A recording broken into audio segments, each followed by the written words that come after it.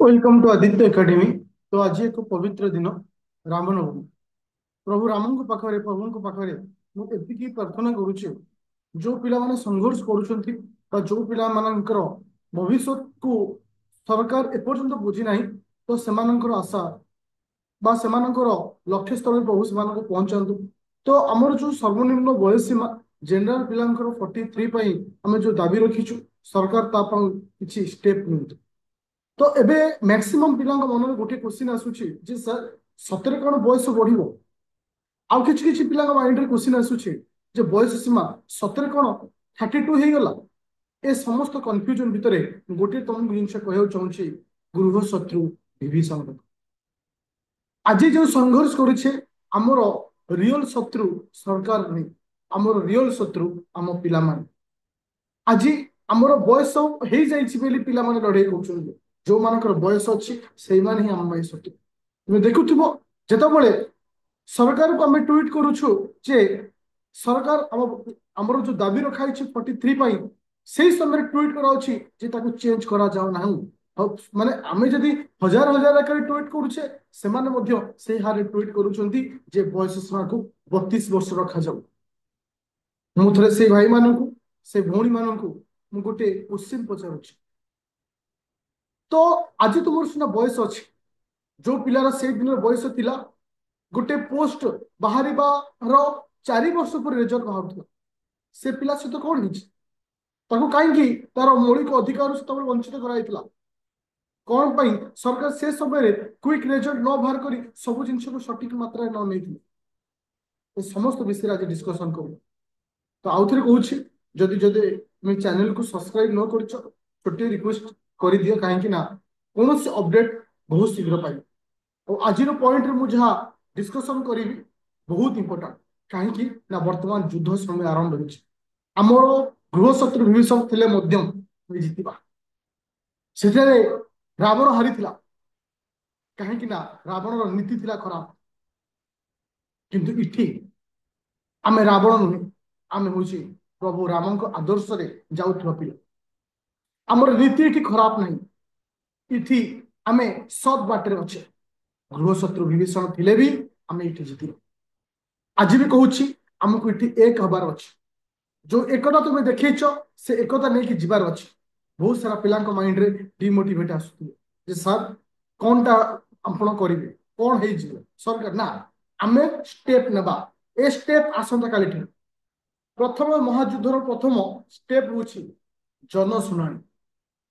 आसंता काली ठारू समस्त जिल्ला रे सरकार तरफ जनशुणाणी आरंभ होछि समस्त को से विषय में कहि तुम मैंने सेठू केमिति निजर जनशुणाणी निजर दाबी पत्र दल मु तुमको देखा समस्ते गूगल रे सर्च करिवो जनशुणाणी गूगल रे सर्च करिवो जनशुणाणी जनशुणाणी रो पेज को जीवो पेज को गला परे कौन करिवो ना स्क्रॉल करिवो तळु को आसीबो लिखाई छी जुग्म शुणाणी तारीख कौन लिखाई जुग्म शुणाणी तारीख ताको मारि ताको मारी सारा पर इटी पळे आसीबो को तारीख रे को जिल्ला रे कोटी जनशुणाणी अछि जेमति कि अनुगुण 7-15-21 अच्छी जमती कि बालेश्वर बरगढ़ तुमर भद्रक बौद्ध तो एमती को जगार कौन अच्छी को डेट रे को जगार अच्छी से तुम लिखाई जी जो जिलार बिलंग कर मोर हाथ जोड़ी समस्त अनुरोध जनशुणाणी को तुमको निहाती जावाक पड़े कहीं घरे बसी आमे जदि संग्राम करवा से संग्राम के सक्सेस हेबनी पाद काढ़िया तुम आमको आह्वान दौल मु तुमको आह्वान दूची आमे सॉफ्ट वे आमे बिना हिंसा आमे माने महात्मा गांधी मार्ग नहीं करी आमे प्रथम स्टेप पाँच को जीवा आमे सरकार जनशुणाणी आमे जीवा फास्ट जे हमर ए प्रॉब्लम अछि हमको एटा समाधान करा जाओ।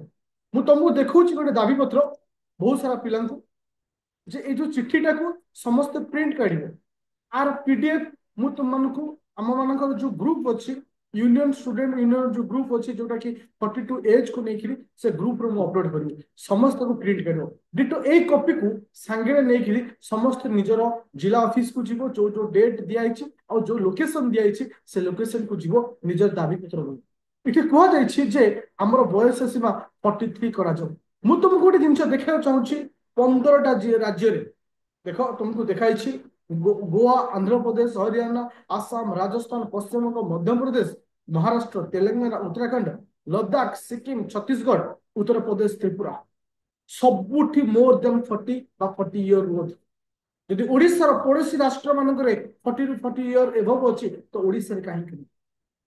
ଆଉ ଗୋଟେ କ୍ୱେଶ୍ଚିନ୍ ମୁଁ ତମକୁ ପଚାରିବାକୁ ଚାହୁଁଛି ଷ୍ଟୁଡେଣ୍ଟ, ଯଦି ଗୋଟେ MLA MP ହେବା ପାଇଁ କୌଣସି ବୟସ ସୀମା ସେମାନଙ୍କ ପାଇଁ ବାଧକ ଯଦି ନ ସାଜୁଛି ତ ଆମ ପାଇଁ କାହିଁକି? ଯଦି ଜଣେ 55-60 ବର୍ଷ ବୟସରେ ରାଜ୍ୟକୁ ଚଳେଇ ପାରୁଛି, ଆମେ ସରକାରୀଙ୍କର ଅଧୀନରେ କାହିଁକି ଚାକିରି ନ କରିପାରିବା? B.R. ଆମ୍ବେଦକର କହିଥିଲେ constitution for the people, of the people, Bai the people. ସମ୍ବିଧାନ ହେଉଛି ଲୋକମାନଙ୍କର, ଲୋକମାନଙ୍କ ଦ୍ୱାରା, ଲୋକମାନଙ୍କ ପାଇଁ। ମୁଁ ତୁମକୁ ଏଇଠି ଗୋଟେ ଷ୍ଟେଟମେଣ୍ଟ ଦେବାକୁ ଚାହୁଁଛି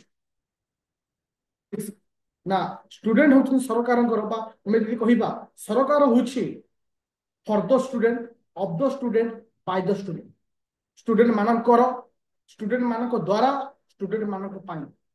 ଏ ଷ୍ଟେଟମେଣ୍ଟ ହିଁ ଆଜି ଆମେ ମନେ ରଖିବା। ଷ୍ଟୁଡେଣ୍ଟ ହଉଛନ୍ତି କାହାର ନା ସରକାରଙ୍କର, ଫର ଦ ଷ୍ଟୁଡେଣ୍ଟ, ସରକାର ହଉଛି ଷ୍ଟୁଡେଣ୍ଟଙ୍କର, for the student, of the student, by the student. ତ ଆମେ ସରକାରକୁ ଆଣିଛେ, ଆମେ ସରକାରକୁ ତିଆରି କରିଛେ, ସରକାର ଆମ କଥା ବୁଝିବା ନିହାତି ଦରକାର। ତ ଆମେ ପ୍ରଥମ ଷ୍ଟେପ ସମସ୍ତଙ୍କୁ ଅନୁରୋଧ, ସମସ୍ତେ ଆସନ୍ତା କାଲିଠାରୁ ଡେଟ୍ ଦେଖିବ, ଯାହାର ଯୋଉ ଡେଟ୍ ଅଛି ସେ ଡେଟ୍ରେ ଜନଶୁଣାଣିରେ ଯାଇକିରି ବୁଝିବେ। ସାଙ୍ଗରେ ଗଲାବେଳେ ଅତି କମରେ 5-6 ପିଲା ସାଙ୍ଗ ହେଇକି ଯିବ, ଚେଷ୍ଟା କରିବ ସବୁ ଜିଲ୍ଲାର ଜନଶୁଣାଣିରେ ଯେମିତି ଏ କଥା ଉଠୁ। ଆମେ ଶାନ୍ତିପୂର୍ଣ୍ଣ ୱେରେ ଆମେ ଲଢ଼େଇକୁ ଜିତିବା। ବହୁତ ସାରା ପିଲା କହୁଛନ୍ତି ସାର୍ ଷ୍ଟ୍ରାଇକ୍ କଥା। ମୁଁ ତମକୁ ଗୋଟେ କଥା କହୁଛି ପିଲେ, the word is the strike. Strike ର ୱାର୍ଡ ଆମ ସମ୍ବିଧାନରେ ଇଲିଗାଲ ବୋଲି ମନାଯାଏ। তুমি যদি ପଲିଟି ପଢୁଥିବ ଫଣ୍ଡାମେଣ୍ଟାଲ ରାଇଟ ର ଆର୍ଟିକଲ ନମ୍ବର 19, ଆର୍ଟିକଲ ନମ୍ବର 19 ଆମକୁ ଷ୍ଟ୍ରାଇକ୍ କରିବାକୁ ବ୍ୟାନ୍ କରାଯାଇଛି। ଷ୍ଟ୍ରାଇକ୍ ଆମେ କରିପାରିବାନି, ଏ ଶବ୍ଦ ୟୁଜ କରିବାଟା ଗୋଟେ ନେଗେଟିଭ। ଆମେ ଶାନ୍ତିପୂର୍ଣ୍ଣ ୱେରେ ଆମର ଅଭିଯୋଗ ଶୁଣେଇବା, ଶାନ୍ତିପୂର୍ଣ୍ଣ ୱେରେ ଆମେ କଣ କରିବା ନା ଆମେ ସରକାରଙ୍କ ପାଖରେ ପହଞ୍ଚିବା ଆଉ ଆମେ ସକ୍ସେସ ପାଇବା। ଆଜି ବି ମୁଁ ତମକୁ କହିଛି, ମୁଁ ସେ ପର୍ଯ୍ୟନ୍ତ ତୁମମାନଙ୍କ ସହିତ ଅଛି ଯେ ପର୍ଯ୍ୟନ୍ତ ତୁମର ବୟସ ସୀମା ବଢିଲା। ଜଣେ ଥାଅ, 2 ଜଣ ଥାଅ, 5 ଜଣ ଥାଅ, ସମସ୍ତ ପିଲା ଆମେ ଏକ ହବା, ଲଢିବା, ଜିତିବା। ବହୁତ ସାରା ପିଲାଙ୍କ ମାଇଣ୍ଡରେ ଏବେ ବି କ୍ୱେଶ୍ଚନ ଉଠିବ ଯେ ସାର୍ ଯଦି ଏବେ ଯୋଉ ପୋଷ୍ଟ ସବୁ ବାହାରିଛି, ଫର୍ମ ଫିଲଅପ ସରିଗଲା ପରେ ଯଦି କଣ କରିବା? ମୁଁ ତମକୁ କହୁଛି ଯେତେବେଳେ OAS ର ପୋଷ୍ଟ ବାହାରିଥିଲା, OAS ପୋଷ୍ଟ ସରିଲା ପରେ ଆଉ ଥରେ ନୂଆ ପୋଷ୍ଟ ବାହାରିଲା, କୋଉ ମାନଙ୍କ ପାଇଁ ନା ଏକ୍ସଟ୍ରା ଆଟେ ମାନଙ୍କ ପାଇଁ।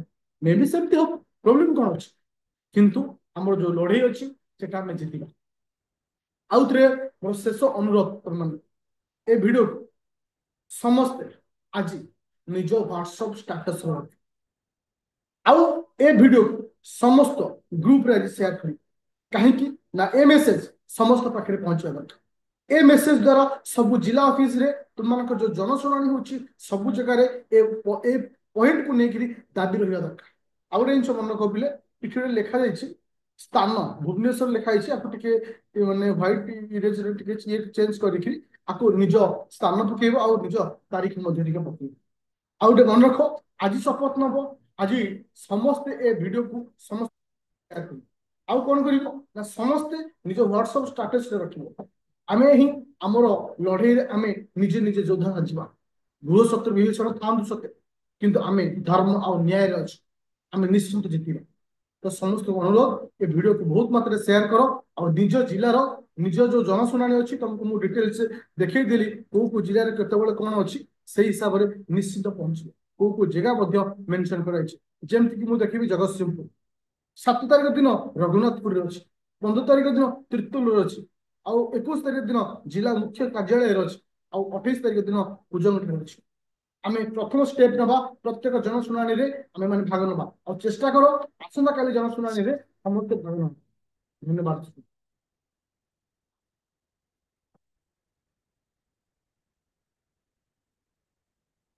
ଆଉ ଗୋଟେ କଥା କହିବାକୁ ଚାହୁଁଛି, ଯୋଉମାନେ ଗ୍ରୁପରେ ଜଏନ ନ କରିଛ ମୁଁ ଗ୍ରୁପର ଲିଙ୍କ ଦେଇ ଦଉଛି, କାଇଣ୍ଡଲି ସମସ୍ତେ ଜଏନ କରିଛ। ଆଉ ଯଦି କୌଣସି ପ୍ରୋବ୍ଲେମ ହଉଛି ଡାଇରେକ୍ଟ ମତେ ମେସେଜ କର, ଖାଲି ସିମ୍ପଲ ଲେଖ ସେଣ୍ଡ ମି ଆପ୍ଲିକେସନ ଫର୍ମ, ଏତିକି ଖାଲି ମେସେଜ କର, ମୁଁ ସେ ଆପ୍ଲିକେସନଟା ବି ତମମାନଙ୍କୁ ଦେଇଦେବି ଯଦି କିଛି ପ୍ରୋବ୍ଲେମ ହଉଛି। କିନ୍ତୁ ଗ୍ରୁପରେ ଅଦରୱାଇଜ ମୁଁ ପଠେଇଦେବି।